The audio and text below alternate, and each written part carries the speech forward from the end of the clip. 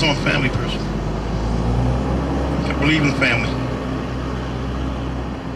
You can do anything you want to me, but don't mess with my family.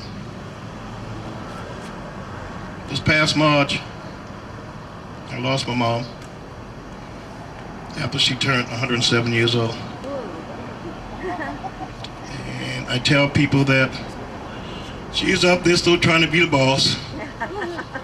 I mean, she don't know nothing else how to do but to be the boss. So she could go up there and kick it. But you know,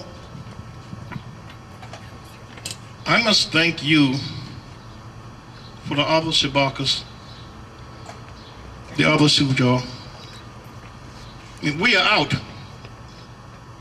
but there are many more of us on the inside. A lot of time when people say, I did not commit the crime, the first thing come to people's mind, well, you had to do something to be put in that position. I stand before you, ladies and gentlemen, to say that is not always the case. You see, death row is not a, it's not a, how should I say, a Sunday school picnic where you got collard greens and French fries or mashed potatoes and fried chicken and cornbread and candy yam and macaroni and cheese. Death row is a place that will make you humble. It will bring you face to face with reality. It is a place that, no matter how big you is or how bad you may think you is, it will bring you face to face with reality. It is a place in which you want to cry, in which you want to shout out. But you can't shout out because you're supposed to be this big bad dude, this monster with horns on your head, this killer,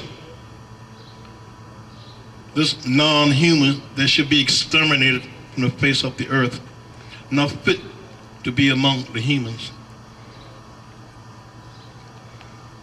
It is a place in which there's a little small cage where you be at night.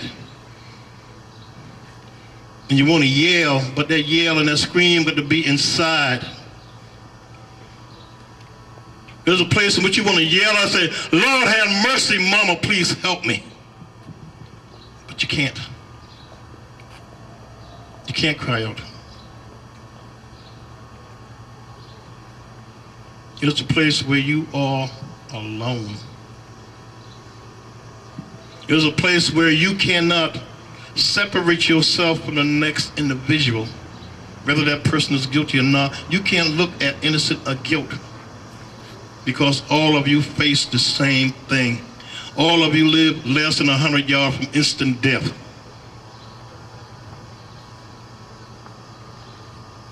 It is a place in which you do your damnedest not to befriend someone because you never know where they're going to take that walk.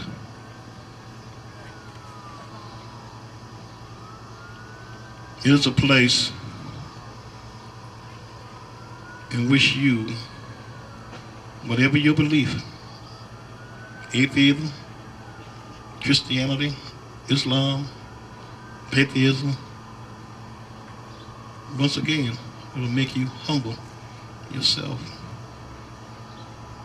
It will make you appreciate each and every day that whoever you believe in give you the breath of life. You know, all of us here, we have our own technique of survival. Some people use all kinds of means to survive.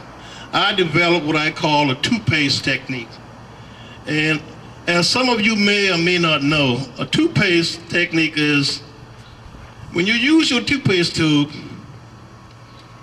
that no matter how old or how wrinkled it becomes, but if you squeeze it just right,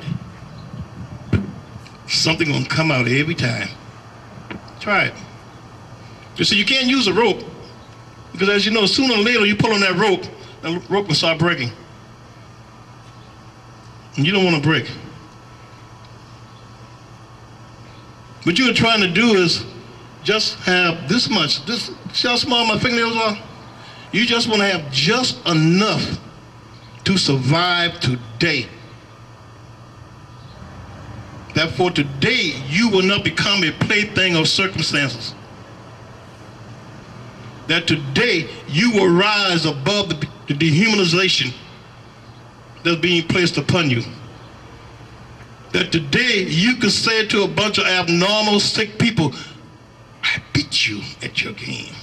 I survived. But that little cage in death was also another place, as I said earlier, about being strong and weak. You see, not only does 16 people was killed while I was there, 6 others also committed suicide. And I distinctly remember a night in August of 1979, in big old bad Shabak, years it took for me, the years it took for my family.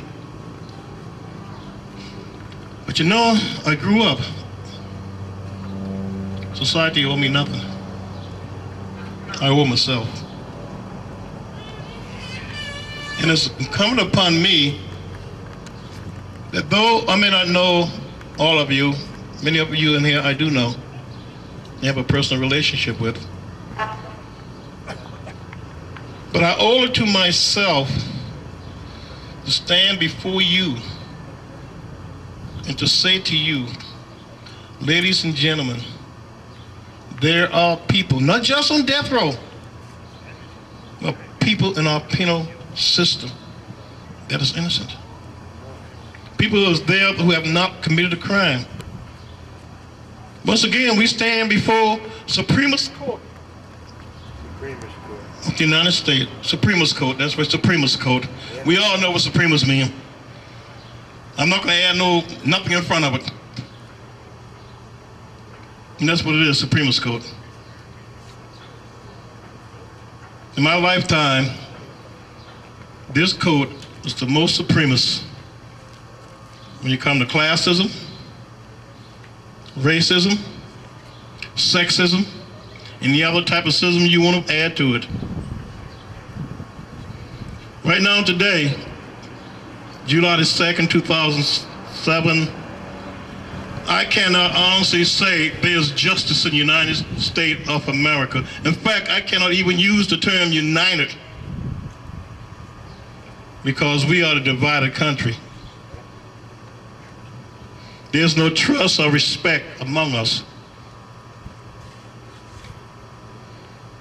And I say to you, when I used to say to the other abolitionists, that when others ask what you do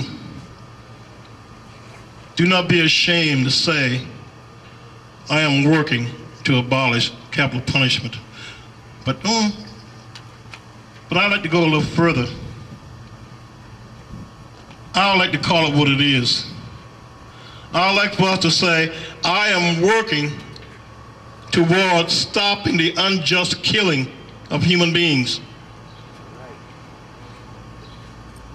This country is a hypocrite. This country say, I'm going to give you a fair trial by jurors of your peers. I'm going to give you a right to appeal. At least the Nazi had the decency and the courage to say, I'm going to kill you because I don't like the way you look. I'm going to kill you because I don't like the color of your eyes. I'm going to kill you because I don't like the color of your hair. They ain't said a damn thing about giving you a right of jurors of your peers. What do that mean, jurors of your peers? I guess Scooter Libby could answer that question. Oh. He's had his jurors of his peers. Ain't that right, George Bush? Oh.